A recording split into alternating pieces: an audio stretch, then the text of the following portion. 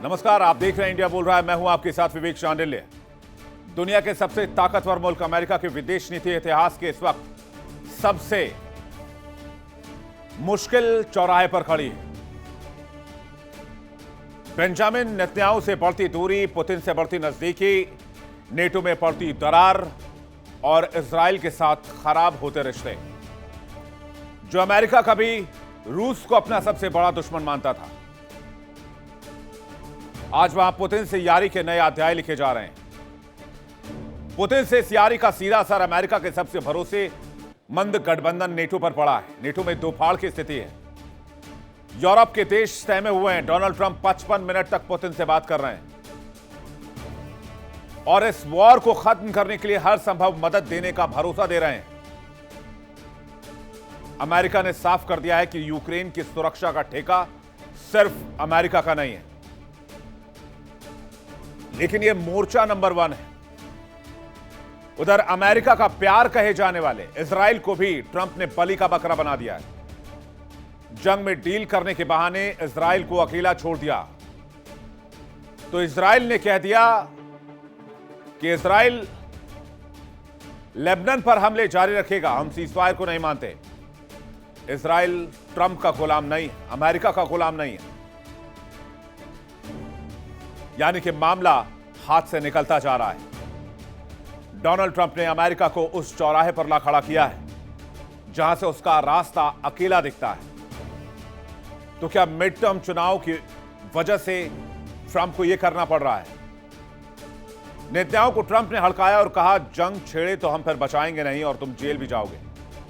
इस पर इजराइल का रुख सख्त है और कहा है कि अमेरिका तय नहीं करेगा कि इजराइल क्या करेगा। इजराइल एक संप्रभु राष्ट्र है। तो क्या दोस्ती की कहानी अब खुददारी, दुश्मनी और गद्दारी में बदल चुकी है? क्या ट्रंप खुद के लिए, अमेरिका के लिए, अमेरिका के दोस्त, अमेरिका के सहयोगियों की बलि चढ़ाएंगे, या फिर पर्दे के पीछे की कहानी कुछ और है? आज चर्चा इसी मुद्दे पर, और इसी मुद्दे पर डिटेल से स्टोरी। ईरान अमेरिका जंग के बीच डोनाल्ड ट्रंप ने दोस्त और दुश्मन की परिभाषा बदल दी। रूस के राष्ट्रपति व्लादिमीर पुतिन के साथ बढ़ती नजदीकियां, नेटो के भीतर बढ़ती हुई बेचैनी और इजराइल के साथ रिश्तों में तल्खी, ये सब ऐसे संकेत हैं जो दुनिया की सत्ता समीकरण को बदल रहे हैं। पुतिन से ट्रंप की यारी का सीधा और सबसे घातक असर अमेरिका के सबसे भरोसेमंद गठबंधन नेटो पर पड़ा है। नेटो में दो फाड़ की स्थिति हो रही है।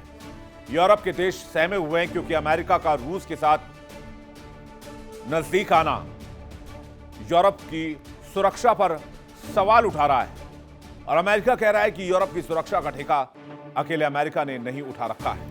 यानी पुतिन के खौफ के आगे यूरोप को अकेला छोड़ दिया गया है। ताजा खबर यह है कि डोनाल्ड ट्रंप ने पुतिन से 55 मिनट तक बातचीत की, फोन लाइन पर, हॉटलाइन पर, और पुतिन को हर संभव मदद का भरोसा दिया है और कहा है कि रूस यूक्रेन जंग को वो खत्म करवा दें। यानी अब अमेरिका यूक्रेन के लिए युद्ध नहीं लड़ेगा। ट्रंप ने कई बार पुतिन की सार्वजनिक तौर से तारीफ की है। कल पुतिन ट्रंप में 55 मिनट तक बातचीत हुई है। ट्रंप ने कहा, रूस यूक्रेन जंग में हम मदद को तैयार हैं। रूस की मदद को लेकर नेटो में नाराजगी है। डोनाल्ड ट्रंप ने नेटो को कई बार अनुचित बोझ बताया है। यूक्रेन युद्ध को लेकर ट्रंप के रुख से कई यूरोपीय देश असहज हैं। नेटो के भीतर एकता और सामूहिक सुरक्षा पर बहस भी तेज है। जाहिर सी बात है, अमेरिका नेटो में अपनी भूमिका कम करना चाहता है। पुतिन के साथ नजदीकी बनाकर इस युद्ध को खत्म करना चाहते हैं ट्रंप। लेकिन कहानी सिर्फ एक मोर्चे की नहीं है। कहानी है ईरान और अमेरिका के बीच चल रहे जंग में भी। अमेरिका के सबसे करीबी मुल्क माने जाने वाले इजराइल से भी ट्रंप किनारा करने लगे हैं। जंग के चक्रव्यूह में फंसे ट्रंप ने डील के बहाने इजराइल को अकेला छोड़ दिया है। मिडिल ईस्ट में इजराइल को सबसे बड़ा झटका लगा है, क्योंकि जिस इजराइल की ढाल बनकर अमेरिका हमेशा खड़ा रहता था, आज उसी इजराइल पर अमेरिका कूटनीतिक प्रहार कर रहा है। 70 सालों में पहली बार वॉशिंगटन और तेल अवीव के बीच इतनी कड़वाहट दिख रही है। ट्रंप एक बिजनेसमैन की तरह विदेश नीति चलाते हैं। उनके लिए कोई विचारधारा, पुरानी दोस्ती, नई दोस्ती, ये चीजें मायने नहीं रखती।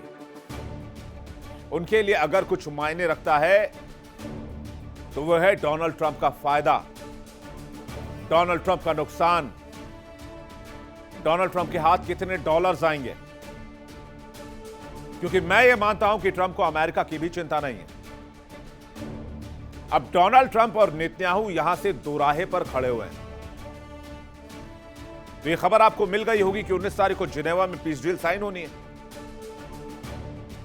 लेकिन इस पीस डील के खिलाफ विवाद शुरू हो गया है।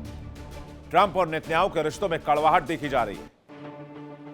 एक वक्त तो ऐसा आया कि ट्रंप ने फोन लगाकर नेतन्याहू को कह दिया, आर यू क्रेजी? क्योंकि डोनाल्ड ट्रंप लेबनान में जारी सैन्य कार्रवाई को लेकर नाराज है। ट्रंप ने नेतन्याहू को फोन करके पूरी तरीके से हड़का दिया। ट्रंप ने यहां तक कह दिया कि अगर अमेरिका तुम्हारी मदद नहीं करता तो तुम जेल में होते। तुम्हें अमेरिकी प्रशासन के लिए आभारी होना चाहिए। ट्रंप ने कहा कि इजराइल को इस समझौते से फायदा होगा। ईरान के पास परमाणु होता तो इजराइल 2 घंटे भी टिक नहीं पाता।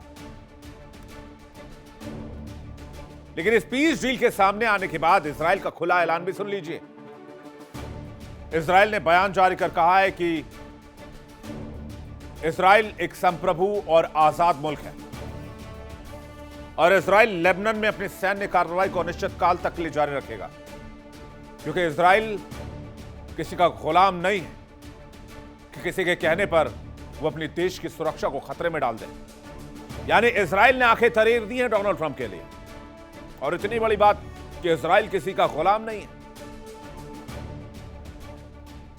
अब तक अमेरिका खुद को दुनिया में लोकतंत्र और अपने सहयोगियों का सबसे बड़ा रक्षक बताता आया है।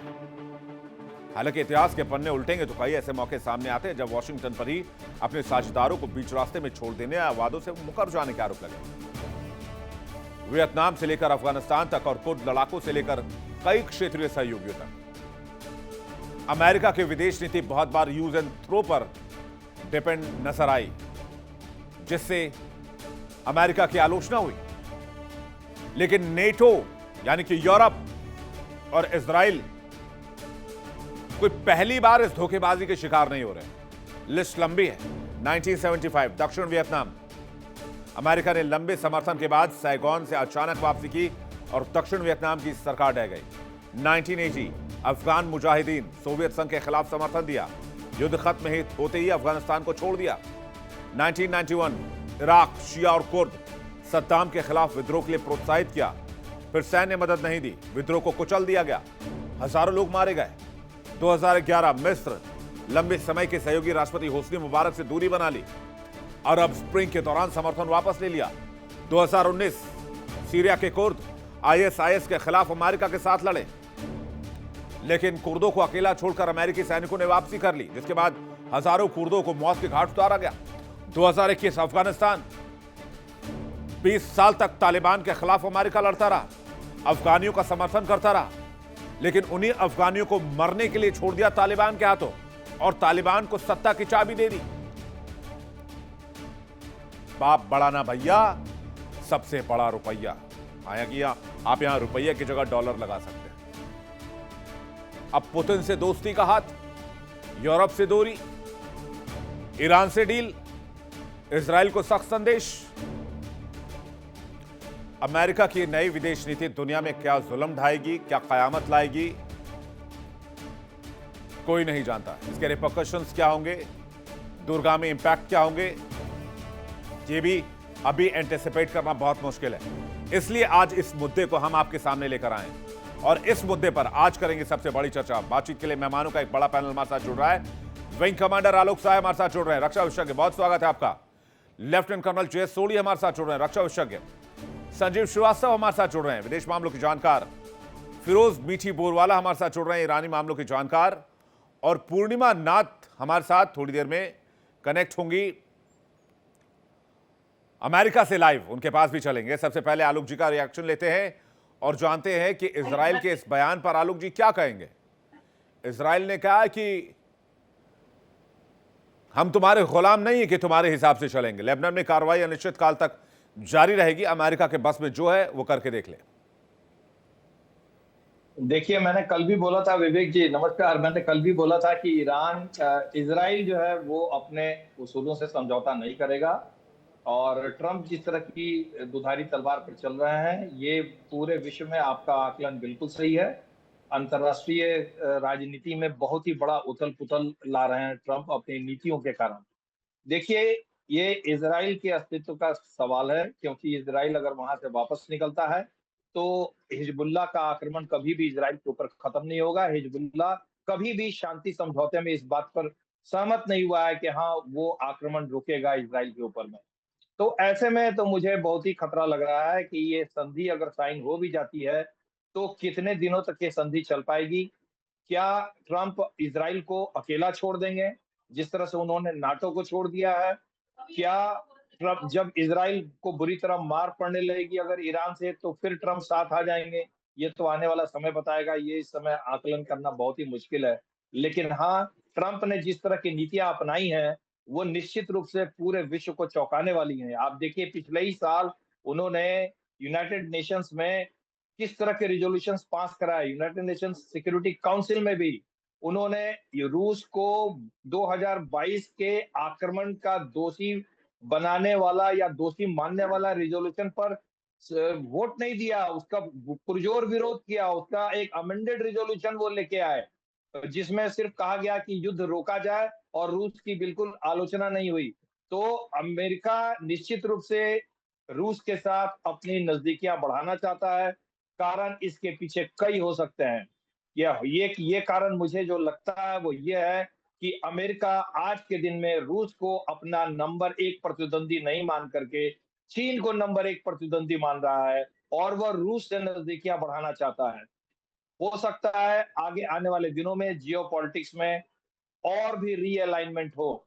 और नाटो इससे बहुत बुरी तरह बौखलाया हुआ है। G7 समिट में ट्रंप साहब गए तो हैं, लेकिन वहां पर क्या होगा, क्योंकि वहां पर वो नाटो देश है जिनको ट्रंप ने विश्व राजनीति में विभिन्न जगहों पे विभिन्न मुद्दों पे दरकिनार कर रखा था। तो ये G7 समिट में किस तरह का रुख होता है ट्रंप का इन G7 कंट्रीज के प्रति, और ये जैसे यूके और फ्रांस, ये किस तरह का रुख अख्तियार करते हैं ट्रंप के साथ में, ये देखने वाली बात है। बहुत ही दिलचस्प G7 समिट होने जा रहा है इस बार का इन मामलों में। और नहीं, निश्चित ट्रंप रूप के से लिए आप क्या ये दिलचस्प मानिए होगा? विवेक ट्रंप जी। 5 झूठ लेकर आएंगे, खत्म G7 समिट। भाई आदमी, जिस आदमी की जी पूरी सियासत, जिसका पूरा करियर झूठ के बुनियाद पर टिका हुआ है, उनके लिए क्या प्रॉब्लम है? आपके मुंह पे मैं जी बोल दूंगा अभी, आलोक जी बहुत बढ़िया बात करते हैं, बहुत अच्छा एक्सप्लेन करते हैं, बाद में जाकर बोल दूंगा आलोक जी को तो कुछ समझ में आता ही नहीं है। यही है ट्रंप का। तो ट्रंप ने, वो और सबकी विवेक जी मैं वो बस एक G7 बात देशों की, और, नहीं नहीं आलोक आलोक सर, वो G7 देशों की तारीफ कर देंगे और बाद में अमेरिका में जाकर बयान देंगे कि G7 किसी काम का नहीं है, इसको खत्म कर देना चाहिए। हाँ विवेक जी, बस एक लाइन ऐड करना चाहता हूं। ये स्पॉन्टेनियस रिएक्शन ट्रंप का नहीं है, क्योंकि आप पिछले साल से देखिए 2025 में जो हुआ, तो जनवरी फरवरी से ही, फरवरी में ये सब यूनाइटेड नेशन पे सब कांड हो रहे थे। और ये समझी सोची राजनीति के तहत ट्रंप आगे बढ़ रहे हैं, जो कि बहुत ही खतरनाक है, और विश्व में इसके काफी दूरगामी परिणाम होंगे अंतरराष्ट्रीय राजनीति में। जी हाँ विवेक जी। ये तो बगैर इसराइल के सीजफायर मुमकिन कैसे है फिरोज जी? जी जी जी। नहीं, बेसिकली इसराइल का टारगेट ये है कि सीज फायर ना हो, इसलिए वो सैबोटाज कर रहा है लगातार बेरूट में नरसंहार करके। उसने जो गाजा में जो नरसंहार किया है वो दाइये जो उसने 2006 में जो अटैक किए थे और पूरे के पूरे इलाके साउथ बेरूट के कॉलोनीज में किए थे, वही उसका इरादा है, मगर ईरान ने उसको रोका है। इसराइल का कोई प्रिंसिपल नहीं है, इसराइल का एक ही प्रिंसिपल है, सुप्रीम हेजेमनी। मैं दुनिया पे राज करूंगा, मैं अमेरिका पे राज कर रहा हूँ। अभी अमेरिका में उसका राज खत्म हो रहा है। एप्स्टीन फाइल के मोसाड के माध्यम से उसने जो ब्लैकमेल रिंग चलाई है, पीडोफाइल रिंग चलाई, छोटे बच्चों का जो बलात्कार, ये ट्रम्प जैसे जो लोगों ने, बिल गेट्स ने किया है। रूलिंग एलिट जो है पूरी की पूरी उसमें लगी है अमेरिका की, जो मोसाड के हाथों में ब्लैकमेल हो रही है। और एपैक का फंडिंग है। ये दोनों तरीकों से इसने डेमोक्रेटिक रिपब्लिकन पार्टी को कंट्रोल किया है, मगर वो कंट्रोल अभी कम हो रहा है। अमेरिका में 80% जनता अभी अमेरिका इजराइल के खिलाफ हो चुकी है। 80% डेमोक्रेट्स, 60% मिनिमम रिपब्लिकन्स का भी वही हाल है। तो बड़े पैमाने पे अमेरिका में अभी विरोध हो रहा है कि बहुत हो गया इजराइल की, ये जिस प्रकार से हमें जॉन एफ कैनेडी का असैसिनेशन, रॉबर्ट एफ कैनेडी का असैसिनेशन, यूएसएस लिबर्टी जो भी 8 जून पे जो अमेरिकन सेलर्स को उसने 1967 मारा था, जिस प्रकार से इजराइल ने अभी तक अमेरिका को हैंडल किया है, ब्लैकमेल किया है, चला है, अभी वो टूट रहा है। और वो टूटे का सबसे बड़ा कारण है कि वो ईरान के सामने इजराइल हार चुका है, अमेरिका भी हार चुका है, वो रियलिटी है। दूसरी जो बात है कि जहां तक इजराइल को रिकॉग्नाइज करने की बात है, शायद यहाँ के भाई साहब को पता नहीं, मगर इजराइल केवल एक अकेला राष्ट्र है देश में, दुनिया में, जिसने अभी तक अपने मैप यूनाइटेड नेशंस को नहीं दिए। कौन से बॉर्डर है इजराइल के भाई? लेबनान तक, सीरिया तक, इजिप्ट तक कौन से बॉर्डर है? और नेतन्याहू का 1996 का डॉक्यूमेंट है कि Oslo was a mistake, we have to end the Oslo accords. और नेतन्याहू ने बार बार बोला कि there will be no Palestine on my watch. तो प्रॉब्लम इजराइल है, ना पैलेस्टाइन है, ना लेबनान है, ना ईरान है, ना these are not the problems. The problem is Israel, उसका सुप्रीमेसिस्ट आइडियोलॉजी। और अभी ये जो बोल रहा है कि मैं गुलाम नहीं हूं अमेरिका का, भाई अमेरिका तुम्हारा गुलाम था, अभी अमेरिका निकल रहा है तुम्हारी गुलामी से। और जिस दिन अमेरिका ने तुमको हथियार और पैसा देना बंद कर दिया, तुम्हारा ये जो तमाशा दुनिया में लगा के रखा है इजराइल ने, क्योंकि नेतन्याहू वॉर क्रिमिनल है, बेनी गांस वॉर क्रिमिनल है, निकोलस क्रिस्टोफ का आर्टिकल न्यूयॉर्क टाइम्स में आ चुका है कि किस प्रकार से बलात्कार इजरायली प्रिजन्स में खास करके सिद्धे लेकिन फिरोज जी, क्या ये पॉसिबल है कि इजराइल लेबनान पर हमला करता रहे और ईरान सीजफायर में चला जाए, अमेरिका से डील कर ले? क्या ये पॉसिबिलिटीज है? नहीं, पॉइंट ये है कि देखिए, ये सीज फायर तो बेसिकली अमेरिका और ईरान के बीच में है, ओके। अगर इजराइल इसका उल्लंघन करेगा, वो विड्रॉ नहीं करेगा, और अगर वो जो जेनोसाइड वो कर रहा है बेरूट में और साउथ लेबनान में, तो ईरान अपना काम करेगा। ईरान या एक्सल ऑफ रेजिस्टेंस को, उसके जो एलाइज है, कोई प्रॉक्सी नहीं है। हमास उभर कर आए 87 में, जब ये इजराइल का वर्चस्व बढ़ते गया। हिजबुल्लाह उभर कर आए 82 में, जब लेबनान पे इजराइल ने हमला किया था, ठीक है। और अब समझ लीजिए कि इजराइल का एजेंडा ग्रेटर इजराइल का है, Egypt to the Euphrates, from the Nile in Egypt, Nile जो इजिप्ट में नदी है, to the Euphrates in Iraq, ये इजराइल का एजेंडा है। तो इजराइल कोई सीधा साधा मुल्क नहीं है, सबसे बदतमीज बदनाम मुल्क है। ट्रंप ने यहां तक बोल दिया कि आज सबसे नफरत करने वाला जो मुल्क है दुनिया में, और जो सबसे हेटेड लीडर है, वो नेतन्याहू है। अमेरिका में भी बहुत सारी तब्दीली आ रही है, यूरोप तो समझ चुका है, ग्लोबल साउथ तो समझ चुका था।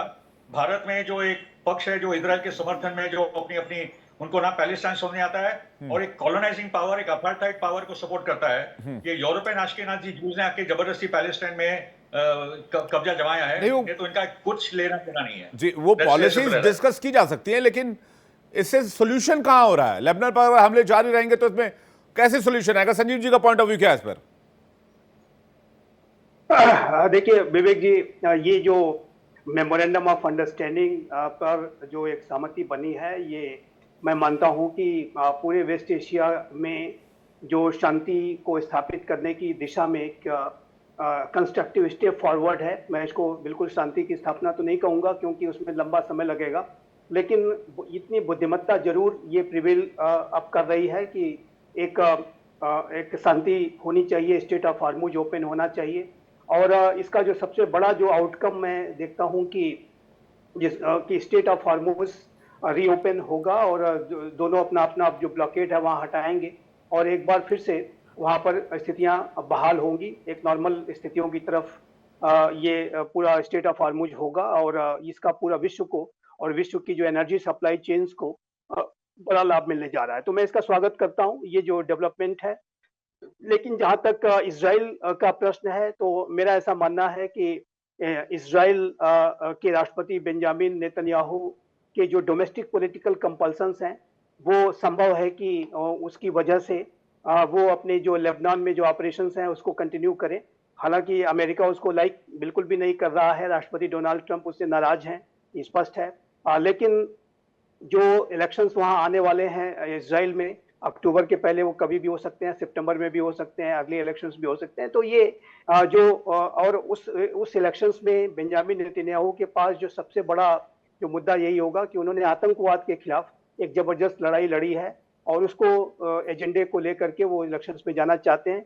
लेकिन उनके ऊपर केसेस बहुत हैं, उनके ऊपर अनेक तरीके के मामले चल रहे हैं। तो ऐसे में यदि वो इलेक्शंस हारते हैं तो उनको आने वाले समय में अनेक परेशानियों का सामना भी करना पड़ सकता है, और उनका जो पॉलिटिकल फ्यूचर जो है वो स्टेक पे है, इसमें कोई दो राय नहीं है। और ये भी एक बड़ा कारण है कि जिसकी की वजह से वो अपना जो बहुत एडमेंट जो रुख है उसको बरकरार रखे हुए हैं। लेकिन एक बात और भी है कि इसराइल की जहाँ तक उसके ऊपर हिजबुल्ला के जो खतरे हैं, हूती के जो खतरे हैं, हमास के भी जो बच्चे कुचे वहाँ पे रेमिनेंट्स हैं वो भी खतरे पैदा कर सकते हैं, तो वो उसके इम्पेरेटिव्स हैं। और मेरा ऐसा मानना है कि जब कभी भी इसराइल के ऊपर कोई ऐसा खतरा आएगा तो इसराइल उसको रिस्पॉन्ड करेगा, उसमें कोई दो राय नहीं है। और इसराइल ने 7 अक्टूबर 2023 के बाद से लगातार ये युद्ध लड़ा है, उसका युद्ध आज भी जारी है। लेकिन यदि अमेरिका के कहने के बावजूद अगर बेंजामिन नेतन्याहू इसको कंटिन्यू कर रहे हैं तो उसके पीछे उनके डोमेस्टिक पॉलिटिकल कंपल्सन्स को भी उसको एक फैक्टर के रूप में मैं देखता हूं, और वो भी एक कारण है। लेकिन इतना कहने के बाद मैं अवश्य इस बात को भी कहना चाहूंगा कि चाहे वो ईरान हो, चाहे वो यूएस हो, चाहे वो इसराइल हो, सभी के हित में यही होगा कि तो इसका एक कहने का शांति वहां पर इस स्थापित बयान हो। का क्या मतलब है कि इसराइल अमेरिका को गुलाम नहीं है? बिल्कुल गुलाम नहीं है, ये तो सच है। इसराइल बिल्कुल गुलाम नहीं है, किसी का गुलाम नहीं है। वो जो इसराइल है उसका अपना स्टेटहुड है, वो तो ज्यूइश। इतनी तलखी तो हमने नहीं देखी संजीव जी, इतनी तलखी तो नहीं देखी अमेरिका इसराइल के रिश्तों में आज तक पिछले 70-75 सालों में। देखिए मैं आपको बताता हूं, मैं स्वयं institute for defence studies and analysis IDSA में जब मैं था तो उस समय एक इजरायली डेलीगेशन आया हुआ था, और उस इजरायली डेलीगेशन के जो हेड थे वो वहाँ के एक थिंक टैंक के बहुत बड़े जो स्कॉलर रहे हैं, और उनसे मेरे इंटरेक्शंस हो रहे थे। और मैंने उनसे एक सवाल पूछ लिया कि यदि कभी ऐसा हो कि यदि अमेरिका आपका साथ आपके अनेक जो सुरक्षा संबंधी मुद्दों में अगर न दे तो आप क्या करेंगे। तो उन्होंने जो जवाब दिया वो इतना संकल्प वाला था और इतना आत्मविश्वास से भरा हुआ था कि उन्होंने कहा कि अमेरिका साथ दे न दे, दुनिया की कोई ताकत साथ दे ना दे, हम अपनी सुरक्षा करने के लिए संकल्पबद्ध हैं, और उसके लिए हम कोई भी सेक्रीफाइस दे सकते हैं, किसी भी तरीके के किसी भी एक्सटेंट तक जा सकते हैं। यू डू नॉट, इसराइल को अंडर एस्टिमेट नहीं किया जा सकता। और वो राष्ट्र बड़े संकल्पों के साथ, बड़े त्याग और बलिदान के साथ, उसको तो पूरी मिटाने की साजिश हिटलर ने रची थी। यहूदी आज अगर जिंदा हैं तो वो बड़े ही संघर्ष के बाद वो अपने अस्तित्व को बचा पाए हैं। आज भी उनके अस्तित्व को मिटाने की बातें की जाती हैं, वर्ल्ड मैप से मिटाने की बातें की जाती हैं, इग्नोर नहीं कर सकते। किया जाता है। नहीं, यहूदियों का संघर्ष है, लेकिन अमेरिका की भूमिका को इग्नोर कैसे करेंगे इसमें? अमेरिका के बगैर इसराइल का वजूद ही क्या है? देखिए एक बात मैं और भी कहना चाहता हूं विवेक जी। यूनाइटेड स्टेट्स ऑफ अमेरिका के राष्ट्रपति डोनाल्ड ट्रंप बिजनेस वर्ल्ड से आते हैं, और वो जो बिजनेस वर्ल्ड की जो डीलिंग्स होती हैं ट्रांजैक्शनल, डे टू डे, आपको इतना डॉलर मेरा, उतना डॉलर तेरा, और इस तरीके की जो ट्रांजैक्शनल अप्रोच होता है उसके तहत वो अनेक बातें विदेश नीति के संदर्भ में ये बात आ गई ना सर कि भाई बाप बड़ा ना भैया सबसे बड़ा रुपया, चाहे वो इजराइल हो, चाहे यूरोप क्यों ना हो। लेट मी जस्ट कंप्लीट, मैं अपनी बात जरा कंप्लीट कर लूं। अमेरिका के राष्ट्रपति डोनाल्ड ट्रंप इसी वजह से अनकन्वेंशनल है, अनप्रिडिक्टेबल है। लेकिन अमेरिका के एक राष्ट्रपति की वजह से अमेरिका की जो पूरी फॉरेन पॉलिसी का जो बेस है वो बदल नहीं सकता। इसराइल और अमेरिका के जो रिलेशंस हैं वो आयरन क्लॉड अलायंस है, उसको कोई हिला नहीं सकता, लोहे की दीवार है। और वो जो दीवार है उसको हिलाने की साजिशें बहुत की जाती हैं, दरारें डालने की कोशिश जरूर की जाती हैं, मंसूबे रखे जाते हैं, लेकिन वो मंसूबे पूरे नहीं होने वाले। और एक बात, जूइश लॉबी वहां पर जो है यूनाइटेड स्टेट्स ऑफ अमेरिका में, उसके बाईपार्टीजान उसका सपोर्ट है, और अपने राष्ट्र के हितों को डिफेंड करने के लिए वो किसी एक्सटेंट तक जाने को तैयार रहते हैं। और मैं कहना चाहता हूँ बहुत ही शक्तिशाली लॉबी है, बहुत ही शक्तिशाली लॉबी है। उसके साथ अगर कोई खिलवाड़ करेगा तो उसको रिस्पॉन्ड करना चाहती हूँ। मैं एक बड़ी चर्निंग देख पा रहा हूँ। सोली सर क्या कह रहे हो, उसके बाद मैं मैम आपके पास आ रहा हूँ। सोली सर। जय हिंद विवेक जी। जय हिंद सर। ये मेरा सौभाग्य कि मैं आपके न्यूज चैनल पर हूँ और विख्यात को पैलेस के साथ हूँ। 1919 में पहला विश्व युद्ध जब औपचारिक तौर पर ट्रीटी ऑफ वर्साइले के साथ खत्म हुआ, उसी साल अमेरिका सरकार ने किंग क्रेन कमीशन का गठन किया मिडिल ईस्ट के ऊपर, क्योंकि फिलिस्तीन का मामला काफी हावी हो रहा था। किंग क्रेन कमीशन ने 1922 में अमेरिकी सरकार को रिपोर्ट सबमिट की, और उसमें साफ लिखा था कि यदि इजराइल एक आजाद देश के रूप में उभरा तो मिडिल ईस्ट कभी शांति नहीं देखेगा, वहां पे खून खराबे देखेगा। लेकिन किस्मत और समय का चक्रव्यूह ऐसा हुआ, वो अपने आप में एक विषय है कि 26 साल के अंदर 1948 में ब्रिटेन, जिसने ये इजराइल की बात पहले की थी, वो इजराइल बनने के बिल्कुल खिलाफ हो गया, और अमेरिका, जिसका किंग क्रेन कमीशन ने इसके बारे में बात की थी कि नहीं बनना चाहिए, अमेरिका इजराइल का सबसे बड़ा सपोर्टर बन के उभरा। और उसके बाद 14 मई 1948 को जब इसराइल ने एक तरफा आजादी डिक्लेयर की, जो कि संयुक्त राष्ट्र के रेजोल्यूशन 189/2 के खिलाफ थी, उस दिन से लगातार अमेरिका इसराइल के साथ अटूट तरीके से खड़ा रहा। आज की तारीख में इजरायली सेना का 69% हथियार अमेरिका से आता है। हर साल तकरीबन $4 बिलियन का जो लोन है वो अमेरिका इजराइल को देता है, जो इंटरेस्ट फ्री होता है। लेकिन सब कुछ बदल चुका है पिछले कुछ महीनों में। पिछले हफ्ते ही जो ओपिनियन पोल आया उसमें यह साफ लिखा है 70% अमेरिकी नागरिक इजराइल के खिलाफ हैं।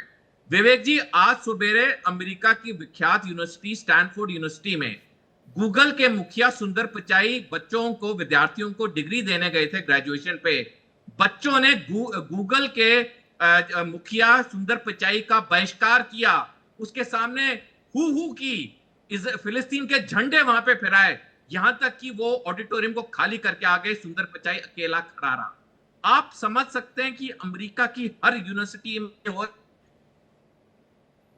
के खिलाफ हो चुकी है। यह मैं मानता हूं कि अमेरिका में यहूदी लॉबी अमीर है, दोनों पार्टीज को पैसा देती है, लेकिन कब तक पैसा देगी? जब एक पॉलिटिकल पार्टी के लिए चुनाव हारना हो या इजरायलियों या यहूदियों से पैसा लेना हो, वो पॉलिटिकल पार्टी क्या चुनेगी? वो चुनाव जीतना चुनेगी। पैसा तो कहीं ना कहीं से आ जाएगा। आज इजराइल बहुत दिक्कत में है, और जैसे मैंने आपके शो में कई बार कहा है, जब इस वक्त का इतिहास आज से 25 साल बाद देखा जाएगा, 3 बड़ी चीजें निकल के आएंगी। पहला, ये ईरान युद्ध अमेरिका की महाशक्ति का पतन था। दूसरा, ईरान युद्ध के बाद ईरान एक क्षेत्रीय शक्ति उभरा। और तीसरा, कुछ साल के बाद मिडिल ईस्ट में दोबारा जंग होगी, जिसकी शुरुआत ईरान करेगा इजराइल पे, जिसका नतीजा ये होगा इजराइल 2 भागों में टूट जाएगा और फिलिस्तीन एक आजाद देश के रूप में उभरेगा। ये तो 19 जून को ये एग्रीमेंट साइन हो जाएगा। कुछ महीना, कुछ सालों के लिए शांति होगी, लेकिन ये परमानेंट शांति नहीं है। परमानेंट शांति उस दिन होगी जब फिलिस्तीन एक आजाद देश के रूप में उभरेगा, और उसके लिए अब ईरान पूरी तरह काम करेगा। देखिए, ये जो हम कहते हैं ना, हमास, हिजबुल्लाह, हुती, टेररिस्ट मिलिशिया, सबसे पहली बात तो भारत ने आज तक क्या हमास, हिजबुल्लाह, हुती को टेररिस्ट ऑर्गेनाइजेशन डिक्लेयर किया है? हमने नहीं किया है। तो ये जो हम कहते रहते हैं, ये सिर्फ ये व्हाट्सएप यूनिवर्सिटी की बातें, हकीकत जमीन पे कुछ और है। जो भारत 1948 से कहता आया है कि मिडिल ईस्ट में शांति तभी आएगी जब 2 स्टेट सोल्यूशन होगा, यही चीज जो बाइडेन ने कही, यही चीज दुनिया के सारे नेताओं ने कही। मैं एक आखिरी मिनट चाहूंगा जी। 24 अगस्त 1865 को एच क्ले बैशम, जो कि एक विख्यात राइटर थे, उन्होंने कहा था, सारे लोगों का कुछ समय बेवकूफ बनाना संभव होता है, कुछ लोगों का सारा समय बेवकूफ बनाना भी संभव होता है, लेकिन सारे लोगों का हर समय बेवकूफ बनाना असंभव है। यही चीज अब अमेरिका दुनिया को पता चल चुकी है कि फिलिस्तीन का असली मुद्दा क्या है, और इसीलिए आज अमेरिकी आवाम ट्रंप के खिलाफ है, अमेरिकी आवाम इजराइल के खिलाफ है, पश्चिमी देश ट्रंप के खिलाफ है। दुनिया में 195 देश हैं, इजराइल को छोड़ के आज अमेरिका के साथ कोई भी नहीं। जी, सीधे जा रहे हैं पूर्णिमा जी के पास। पूर्णिमा जी, अमेरिका में क्या बातचीत चल रही है इस डील के बारे में, और इजराइल और अमेरिका के रिलेशन के बारे में, और अमेरिका यूरोप के रिलेशन के बारे में? देखिए, thank you so much for having me. नमस्ते, जय हिंद। विवेक जी, थैंक्स जय for Hind, ma'am. Calling me, I appreciate that. जी, पहले तो ये बात है कि मैं आपको ये चीज़ बताना चाहती हूँ, नो मैटर हु विंस और who loses, America is going to show to the world that America is the winner. इसीलिए डोनाल्ड ट्रंप पिछले 108 दिन में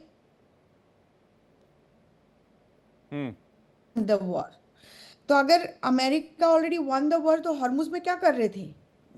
मिठाई का डब्बा बांट रहे थे। अच्छा, आप मुझे बताइए, आप बोल रहे थे अमेरिकन क्या, अमेरिकन के हिसाब से अगर डेमोक्रेट हो, रिपब्लिकन हो, really doesn't matter, at the end of the day Iran को ख़त्म करना है। लेकिन ख़त्म करने के तरीका डिफरेंट था। डोनाल्ड ट्रंप का जो हेट था ओबामा के, इसीलिए उन्होंने JCPOA को उखाड़ के फेंक दिया। उसके बाद जाके अभी जो डील के बारे में बात कर रहे हैं, मुझे ये समझ में नहीं आता है कि यहाँ पे डील डील डील क्यों बताया जा रहा है। There is no deal as of yet, there is a MOU sign कर रहे हैं, और अभी तक करे नहीं है। अगर MOU साइन करेंगे, उसके बाद ये डिफाइन करा जाएगा कि लैंग्वेज क्या होगा डील में। आपको मुझे बार बार याद दिलाना इसीलिए पड़ता है कि हम शायद भूल जाते हैं कि हुआ कैसे फरवरी 28 2026 का ये अटैक। तभी भी तो ईरान टेबल पे बैठा हुआ था डिस्कशन के लिए। यहाँ पे बार बार लोग ये बोलते रहते हैं कि dialogue diplomacy deescalation discussion पे ये खत्म होना चाहिए। ये लेक्चर है इसके लिए at the end of the day. अगर अमेरिका चाहता था तो तब फरवरी में बमबारी क्यों शुरू किए थे? अगर अमेरिका एक्चुअली पीस, मुझे लगता है पूर्णिमा जी की आवाज ठीक से नहीं आ पा रही है, लेकिन हाँ पूरा करिए, आ रही है आवाज। लेकिन वो अगर फ्लैग वेवर वाले वो कंट्री है तो फिर 2025 में क्यों बमबारी किए थे? मैं आपको इसराइल की बात थोड़ा सा समझाती हूँ। यहाँ पे इसराइल की जो स्टेटहुड है उस पर मुझे कोई प्रॉब्लम नहीं है, लेकिन हमें थोड़ा सा हिस्ट्री में जाके थोड़ा इसके बारे में पढ़ना भी चाहिए, समझना चाहिए कि हुआ क्या है, इसराइल की जगह इसराइल में क्यों चूज करा गया है। और ऊपर से इसराइल से पहले जूइश स्टेटहुड का जगह कहाँ कहाँ पे चुना गया था, मैं आपको थोड़ा सा अंदाजा दे देती हूँ। ऑस्ट्रेलिया, अर्जेंटीना, मैडागास्कर, उगांडा, और हालांकि अलास्का जैसा जगह भी बातचीत में थी। तो अगर वो लोग की भाषण ये है कि हमारा एंसेस्टर वहाँ पे था तो वो मेरा जगह है, मैं समझती हूँ। अगर वो कह रहे हैं कि हम कंटिन्यू रखे 2000 ईयर्स तक, वो तो मुझे समझ में नहीं आता। But at the end of the day जो भी जगह चूज कर रहे हो आप लोग, वहाँ से लोगों को, जो लोग 1000 साल से वहाँ पे बैठे हुए हैं, वो लोग दूसरे धर्म चूज कर ली, उसलिए आपने वहाँ पे जाके लोगों को निकाल के फिर जगह कब्जा करना है, ये मुझे नहीं समझ आया। अब जो यहाँ पे सिचुएशन है अमेरिका में, जो पिछले एटलीस्ट अक्टूबर 2023 की जो सिचुएशन है, वो सारे लोग literally entire world had there sympathy with Israel including me. लेकिन उसके बाद जो गाजा सिचुएशन हुआ उसके बारे में सबका चुपके देख के मुझे समझ में नहीं आया कि ये क्या हो रहा है। But at the end of the day America का, अमेरिकन सोसाइटी में पॉलिटिकल जो पावर एपेक का है, और कोई ऑर्गेनाइजेशन का नहीं आज, लेकिन थोड़ा थोड़ा केयर का भी शुरू हो रहा है। तो पिछले 2 इलेक्शन साइकिल में काफ़ी सारे मुस्लिम कैंडिडेट्स को बिठाया गया है। आप देखिए जो ये पॉलिटिकल जो पावर का जो गेम है, इसमें हिंदूज कहीं नहीं है। पिछले इलेक्शन में ओवर 80 कैंडिडेट्स को बिठाया गया है, मुस्लिम कैंडिडेट्स को बिठाया गया है फ्रॉम केयर। और वैसे ही मुस्लिम जो जूइश लॉबी है, जो एपैक है, उसके कैंडिडेट्स बैठते, डजेंट मैटर वेदर डेमोक्रेट्स और रिपब्लिकन है। इसी हिसाब से आप देख लीजिए हिंदू लॉबी है क्या, हिंदू का कोई कैंडिडेट बैठते क्या? मेरा जो कैंडिडेसी है हिंदू लॉबी का कोई कनेक्शन है क्या? आप देख लीजिए। I am also candidate, I am a Republican candidate, I am a congressional candidate from my state Wisconsin. But Hindus, कितने हिंदूज आवाज उठाते हैं? तो हमें भी सोचना चाहिए। आज आप कोई बोल रहे कि पैलेस्टाइन और इजराइल की कहानी नहीं है। परसों तो आपके सेलर्स को मार दिए थे ना अमेरिका ने, आपने क्या किया? तो इंडिया को सोचना चाहिए, हिंदूज को सोचना चाहिए, हमारे जैसे लोगों को पॉलिटिक्स में आना जरूरी है। पूर्णिमा जी, हमने बस सख्त लहजे में चेतावनी दे दी, दैट्स ऑल, जो हम हर बार करते आए हैं। मैं इस पर बहुत ज़्यादा भी नहीं जाना चाहूँगा क्योंकि थोड़ा सा विषयांतर हो जाएगा। इस पर एक अलग से डिबेट जो कर लें ज़्यादा बेटर रहेगा। अब आलोक जी के पास से मैं जानना चाहूँगा कि भाई आलोक जी, सोल्यूशन क्या है इसका? सोल्यूशन इन द सेंस कि भाई अमेरिका जिस रास्ते पर चल निकला है उसमें तो यूरोप भी नहीं है और इजराइल भी नहीं है, तो फिर अमेरिका अब किसके साथ है? देखिए, जब तक ट्रंप रहेंगे ये उथल पुथल रहेगा। कब किस करवट ट्रंप बैठेंगे कहना बहुत मुश्किल है। अरे ट्रंप है भाई साहब, कोई ऊंट थोड़ी है। बदलते हैं तो लेकिन मैं एक बात से सहमत हूँ संजीव जी के, कि ये कहना कि इजराइल जो है वो एक इस तरह का देश है जो आतंक फैला रहा है, ये मैं नहीं मानता हूँ। इजराइल का बहुत ही अत्याचार हुआ है। इजराइल विश्व का एक अकेला देश है आज के दिन में जो फंडामेंटलिस्ट उग्रवादियों के खिलाफ लड़ रहा है, अपने दम पे लड़ रहा है। आप 50 आलोक जी, बार उसको ब्लेम मैं करते हैं फिर से वही सुनिए, डिबेट शुरू हो विवेक जाएगी, जी, कौन विवेक जी, सही मेरी कौन बात- गलत वाली। देखिए ये बहस हम लोग कई बार कर चुके हैं, इसलिए मैं आपको रोक रहा हूं। ये फिर से वही बहस हाँ। शुरू हो जाएगी, कौन आतंकवादी है कौन आतंकवादी नहीं है, फिर अमेरिका का इतिहास भी जी, खोलेंगे, जी, जी। इजराइल का भी खोलेंगे। जी। मैं ये कह रहा हूं अमेरिका के इस डिविएशन से इंपैक्ट क्या आएगा, इसका जवाब चाह रहा हूं आपसे।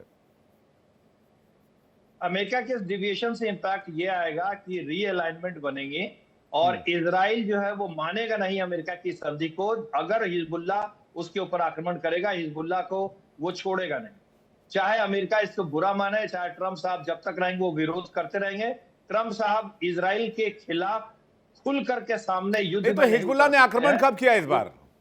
ईरान वॉर में हिजबुल्ला का हिजबुल्ला सपोर्ट था, लेकिन हमला तो नहीं हुआ था। मुझे लगता है हिजबुल्ला ने कभी आकर ईरान पर हमला किया, माफ कीजिएगा, इजराइल क्या पर हमला विवेक किया। जी, विवेक जी, आपको मैं डाटा दिखा दूंगा। आपको मैं डाटा दिखा दूंगा, मिसाइल्स रॉकेट से कितने आक्रमण हुए हिजबुल्ला की तरफ से। क्या बात कर रहे हैं आप?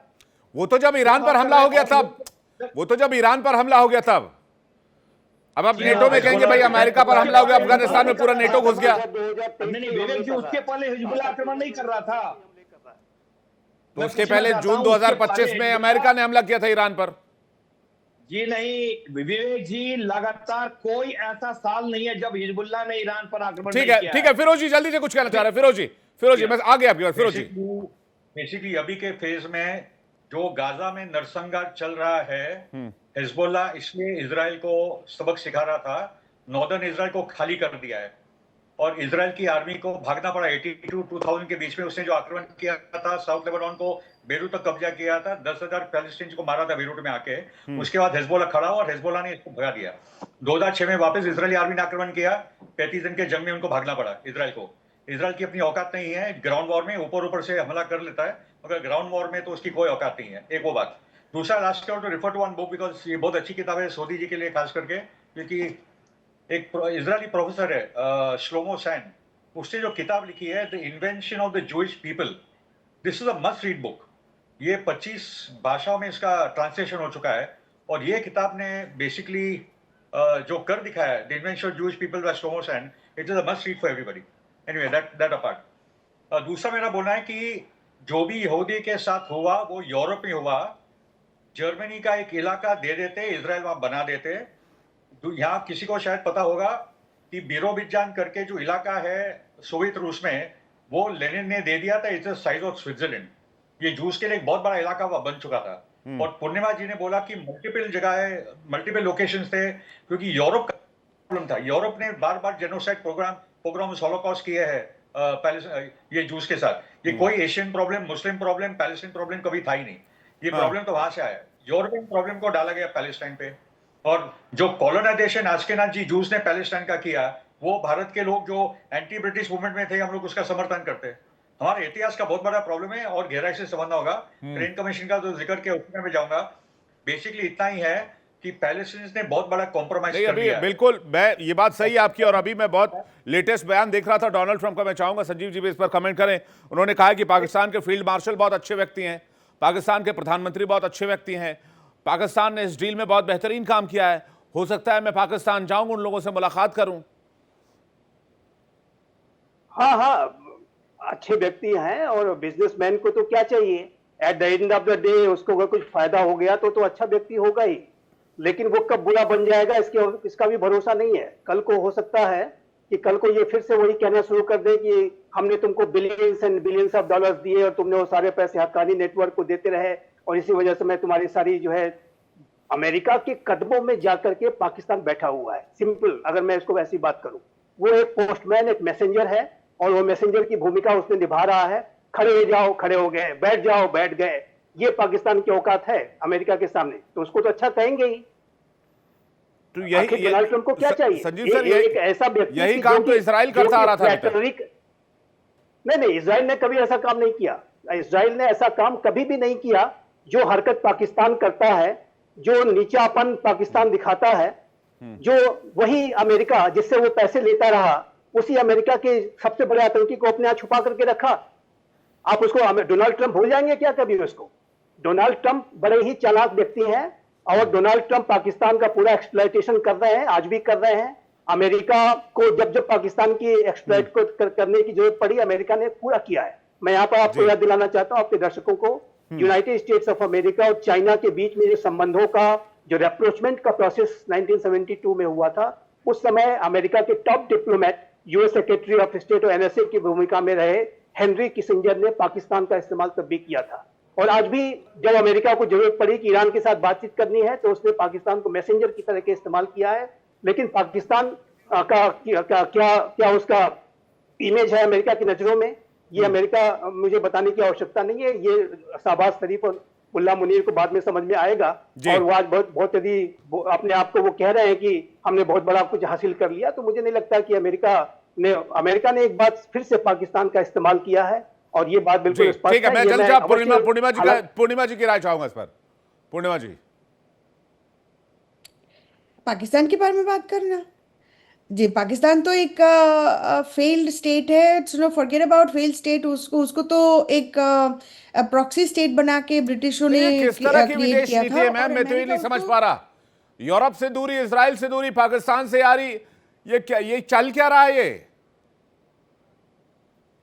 ये जिसको इस्तेमाल करना पॉसिबल है उसको इस्तेमाल कर रहे हैं, दैट्स ऑल। प्रेसिडेंट ट्रम्प तो यही है। और अमेरिका का मतलब अमेरिका के पाकिस्तान आज की हमेशा डेट में प्रॉक्सी हुआ विदेश करता है। नीति यूज एंड थ्रो की है।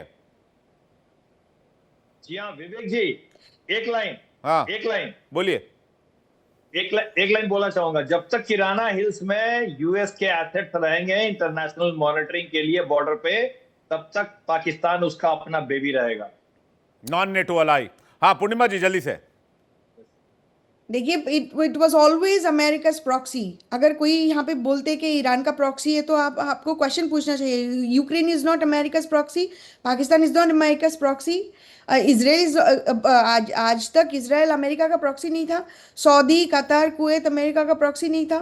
तो ये जो पाकिस्तान को बनाया हुआ है, it was because British wanted India to be, और Hindus actually specially, to be in that arena. हमेशा फाइट करते रहे, कभी ग्रो ना होए। पाकिस्तान अगर नहीं होता तो आज हिंदुस्तानी नहीं, वो तो हिंदूज खैर कहाँ रहते, पाकिस्तान का मैंने कहाँ ऐसे ही पहुंच जिक्र जाते? कर दिया पूर्णिमा जी। मेरा पॉइंट ये है कि जो 4 दिन हैं, 19 तारीख को डील साइन होने वाली है। 4 दिन में जो तबाही मचने वाली है इजरायली हमलों से, उसके लिए कौन जिम्मेदार होगा? क्या ट्रंप जिम्मेदार होंगे? 100% दोनों को जिम्मेदार खड़ा करती हूँ ना मैं यहाँ पे, because it was a joint strike. It was not just America Israel joint strike था February 26। तो ये दोनों को तो ये तो ट्रंप की नाकामी है। आपको दोषी खड़ा करना मैं चाहिए। बिल्कुल सही बात है, तो ट्रंप की नाकामी है कि वो सीजफायर के इस डील में इजराइल को साथ लेकर नहीं आ पाए। सोली सर। विवेक जी, पाकिस्तान अमेरिका के रिश्ते को समझने के लिए सबसे अच्छी किताब है नो एग्जिट फ्रॉम पाकिस्तान, जो डेनियल मार्के ने लिखी है। जब हम वो किताब पढ़ेंगे हमें असलियत पता चलेगी दोनों देशों के रिश्ते क्या है। बाकी हम कुछ भी बोलें, ये बुरा है, ये फटीचर है, ये कंगाल है, कहानी वो नहीं है, कहानी बिल्कुल अलग है। दूसरी बात, 1980 में जब इस्लामिक रेवोल्यूशन को 1 साल हुआ था, एक किताब लिखी गई थी जिसका नाम है the gun and the olive branch, roots of violence in the Middle East, जो डेविड हर्स्ट ने लिखी है, जो एक अमेरिकी पत्रकार थे। उन्होंने एक जगह लिखा है कि जिस दिन ईरान शक्तिशाली हो गया, इजराइल का बंटवारा दूर नहीं है। आप देखिए, ये जो अमेरिका और नेतन्याहू ने जो ब्लंडर किया है, लेकिन सोली सर, इजराइल का बंटवारा तो छोड़िए, तो ग्रेटर इजराइल बनने वाला है। विवेक जी, ग्रेटर और इजराइल इजराइल का बंटवारा होगा किसके बीच में? ना वहां पर विवेक दो जी, अलग अलग धर्म है। विवेक जी, बंटवारा होगा, इजराइल एक अलग देश होगा, फिलिस्तीन एक आजाद देश के रूप में उभरेगा। ये जो हम कह रहे हैं ना कि हूती, हमास, हिजबुल्लाह, इसे ईरान क्यों सपोर्ट कर रहा है, या ये लोग तो फिर इजराइल के परमाणु बम का क्या होगा? वो अचार डालने के लिए थोड़ी रखा उन्होंने। देखिए, परमाणु बम इजराइल के पास है, जो उनके पास सैमसन ऑप्शन के नाम से है, कि यदि उनका एग्जिस्टेंशियल क्राइसिस होगा वो परमाणु बम का इस्तेमाल कर सकते हैं। लेकिन जो मैं बार बार आपके शो पे कहता हूं, थोड़े समय में हम देखेंगे ईरान के पास भी परमाणु बम होंगे, और जब ईरान के पास परमाणु बम आएगा, ना इजराइल इस्तेमाल कर पाएगा ना कोई। आप देखिए, छोटी चीज, 5 साल होने वाले हैं रूस यूक्रेन तो मिडिल ईस्ट में सुन्नी कंट्रीज का क्या होगा, या ईरान से जिसकी दुश्मनी है उसका क्या होगा? देखिए, जितने ये सुन्नी देश हैं, जितने ये अरब देश हैं, सारे ईरान के साथ आके खड़े हो गए। कल यूएई, जो कि इजराइल का मित्र देश था, उसने ईरान को $3 बिलियन ट्रांसफर कर दिए हैं। ओमान करने वाला, अपनी सुरक्षा के लिए। बिल्कुल बात सही है। लेकिन डोनाल्ड ट्रंप के फैसलों ने इस देश को ऐसे, इस दुनिया को ऐसे दोराहे पर लाकर खड़ा कर दिया है कि किसी को समझ नहीं आ रहा कि इसके बाद होगा क्या। और 19 तारीख की जो डेट है, मैं आप लोगों के सामने अब चर्चा कर रहा हूं क्योंकि आप लोग सब अनुभवी लोग हैं। तबाही कितनी करने वाला है इजराइल, इसकी रूपरेखा क्या होगी, इसका लिमिट क्या होगा, ये बहुत चिंता का विषय है क्योंकि इजराइल अपने हमले को और ज्यादा बढ़ा देगा। फिरोज भाई कुछ कहना चाह रहे थे? फिरोज जी, इजराइल ने अगर तबाही मचाई बेरूट में तो ईरान इतना उसको मारेगा, जो 12 दिन की जंग में उसको भागना पड़ा अमेरिका के पास सीज फायर करने के लिए, तो ये तो बता दिया ईरान की उसकी ताकत क्या है। तो फिर आप कह रहे हैं कि ईरान इजराइल पर अटैक शुरू कर देगा सीज फायर डील के दरमियान? क्योंकि सीज फायर अमेरिका और ईरान के बीच में है। अगर नहीं, लेकिन फिर तो डील डिरेल हो जाएगी 19 तारीख को जो डील होनी है। अगर अमेरिका ने इजराइल को नहीं रोका जेनोसाइड से, तो ईरान रोकेगा। ट्रंप रोके या ईरान रोके, कोई तो रोके, जेनोसाइड ही चलता है। नहीं, लेकिन फिर तो डील डिरेल हो जाएगी सर। 19 तारीख को डील साइन होने वाली है, उसका क्या होगा वो उसके बारे में मुझे लगता है इजराइल को भी सोचना पड़ेगा ना। और एक इंपॉर्टेंट अमेरिका को लेकर और एक इंपॉर्टेंट बात है, पेंटागन और अमेरिकन मिलिट्री से बहुत ज्यादा पुशबैक हुआ है। अभी जो पेंटागन का बयान आया कि सबसे ज्यादा खतरा अमेरिका को जो स्पाई नेटवर्क से, इजरायली स्पाई नेटवर्क से। हाँ, वो मोसाद वाली स्टोरी आई थी, मुझे पता है। सोली सर, आपके पास जो किताबों का आप जिक्र करते हो, मैं आपको अपना मेलिंग एड्रेस दे दूंगा। आप रोज जो किताबें बताते हो पीछे प्लीज मुझे मेल कर दिया कीजिए। आप ईमेल नहीं, मेल कर दो आप, वो मैं पढ़ के फिर मैं तैयारी करके आपके सामने आऊंगा। चूंकि मैं आप रोज किताबें बताते हो, मुझे शो का नाम निकाल के फिर उसको नोट करना पड़ता है। बहरहाल आप मेहमानों का बहुत शुक्रिया हमारे साथ जुड़ने के लिए और अपना कीमती वक्त देने के लिए। लेकिन 19 तारीख तक दुनिया में क्या होने वाला है इसकी कोई गारंटी नहीं दे सकता। इसकी गारंटी सिर्फ एक मुल्क के पास, उसका नाम है इजराइल। इजराइल क्या करेगा, अमेरिका के साथ जाएगा नहीं जाएगा? कह दिया है नहीं जाएंगे, अमेरिका का गुलाम नहीं है इजराइल। तो फिर हमले बढ़ेंगे बेरूत में, लेबनान में, ईरान में। मामला और ज्यादा दिलचस्प होने जा रहा है। बहरहाल खास पेशकश में फिलहाल लेते हैं वक्त एक छोटे से ब्रेक का है, फौरन लौट रहे हैं। देखते रहिए इंडिया डेली।